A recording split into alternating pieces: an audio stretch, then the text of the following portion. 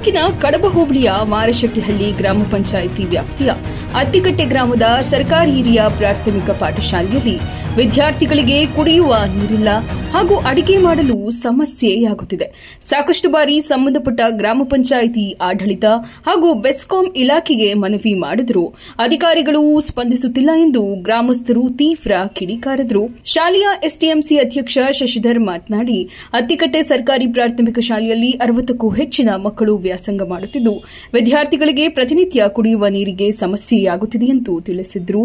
ಗ್ರಾಮ ಪಂಚಾಯಿತಿ ಮಾಜಿ ಅಧ್ಯಕ್ಷ ಎಪಿ ಶಿವಸ್ವಾಮಿ ಮಾತನಾಡಿ, ಸರ್ಕಾರಿ ಶಾಲೆಗಳು ಮುಚ್ಚುವ ಹಂತದಲ್ಲಿರುವಾಗ ಈ ಶಾಲೆಗೆ ಪಕ್ಕ ಹಳ್ಳಿಗಳಿಂದ ಮಠಗಳಿಂದ ವಿದ್ಯಾರ್ಥಿಗಳನ್ನು ಕರೆತಂದು ಸರ್ಕಾರಿ ಶಾಲೆಯನ್ನ ಗ್ರಾಮಸ್ಥರ ಸಹಕಾರದಿಂದ ಅಭಿವೃದ್ಧಿಗೊಳಿಸಲಾಗುತ್ತಿದೆ.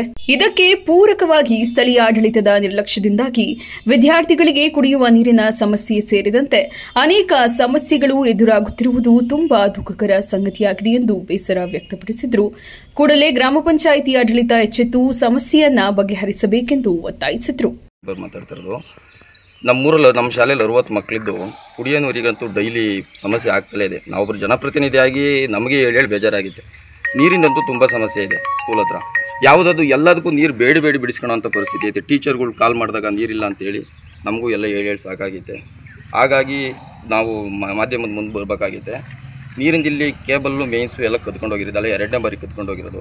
ಹಂಗೆ ಶಾಲೆಯಲ್ಲಿ ಒಂದು 60 ಮಕ್ಕಳಿದ್ದಾವೆ. 60 ಮಕ್ಕಳಿಗೆ ಕುಡಿಯೋಕ್ಕೆ ನೀರು ಪ್ರಾಬ್ಲಮ್ ಐತಿ. ಬೆಳಗ್ಗೆ 10 ಗಂಟೆಗೆ ಹಾಲು ಕೊಡ್ಬೇಕು ಮಕ್ಕಳಿಗೆ. 10 ಗಂಟೆ 11 ಗಂಟೆ ಆದರೂ ನೀರು ಬಿಟ್ಟಿರಲ್ಲ.